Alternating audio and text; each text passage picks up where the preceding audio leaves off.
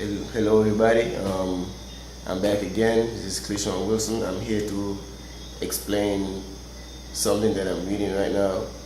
It's late in the night, it's about after 10 in Nevis right now, and I'm reading a book. I'm on a course from the NEC, Understanding the National Electrical Code.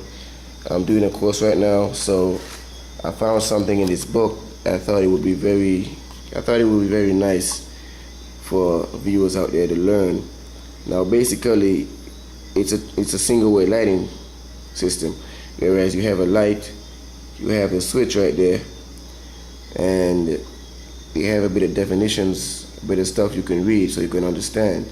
Now I thought it would be very nice for me to take this video so you can understand how a lighting circuit works from a theoretical point of view. If you want to know when you're wiring a lighting, if you're wiring one light from a single way switch, you want to know how to create your path to current for the voltage to flow. You have to know what you do. You have to know your terms. You have to know how to carry out a path. As I said before, you have to know how to create your own path for the current to flow. Now, what you see here is you have that white wire coming from the source.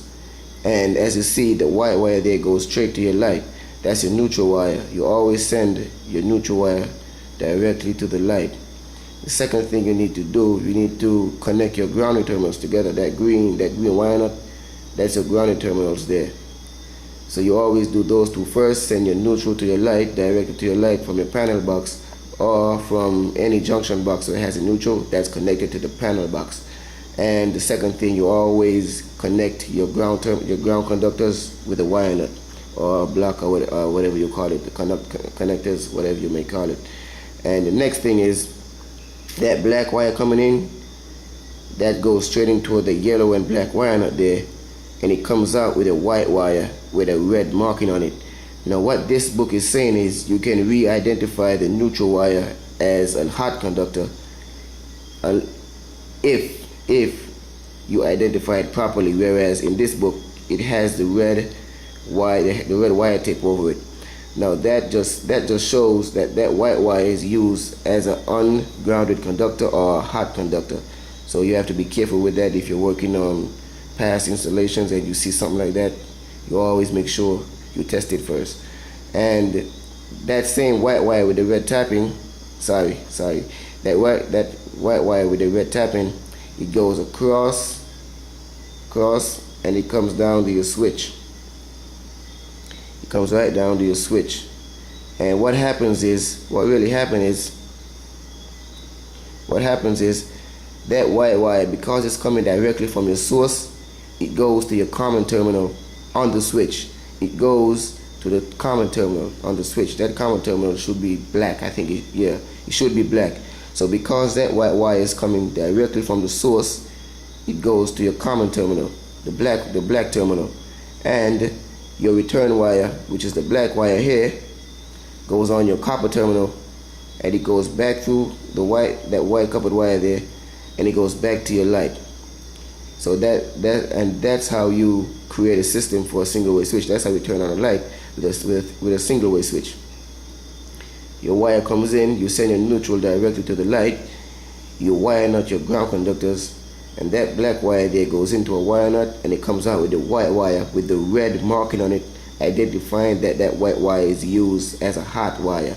It goes across here, goes down to your switch, goes to your black terminal, which is the common terminal, and it comes out with a black wire. That black wire will come from your brass or your copper terminal, and it goes back and it goes to the light.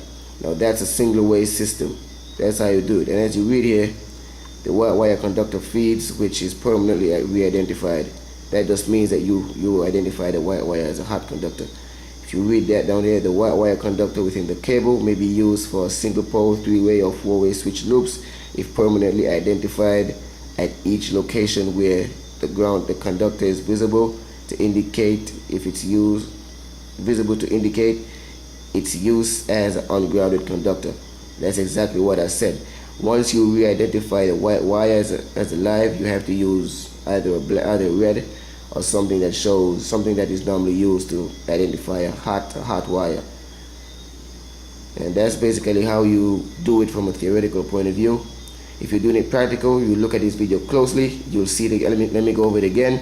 The white wire goes to your light, your copper wire, your wire nut, your grounded conductors, and you send your hot wire directly to the light, right to the common, and you come from the common, connect the black wire or the red wire to the copper, and you go straight back and you go to the light. And that's single way lighting. I hope you learned something, and remember, this is from a theoretical point of view. In practical, it's the same way. If you want to do it, you look at this video and you will learn. And that's how I do it. That's how I explain it.